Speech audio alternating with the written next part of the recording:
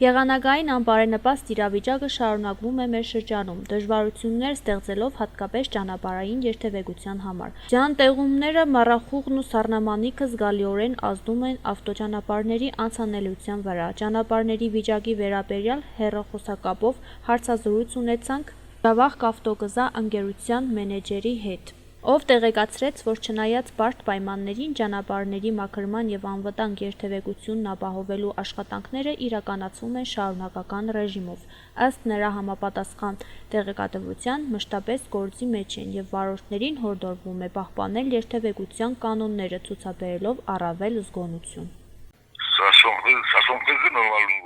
Դեպի Հայաստանի Հանրապետություն տանող ճանապարհը բաց է բոլոր տեսակի ավտոմեքենաների համար։ Նինոզմինդա Ծալկա մայրուղին տվյալ պահին փակ է բոլոր տեսակի տրանսպորտային միջոցների համար սաստիկ բքի և ուժեղ քամու պատճառով։ Ինչ վերաբերվում է գյուղական ճանապարհներին, ապա ընդհանուր առմամբ իրավիճակը գտնվում է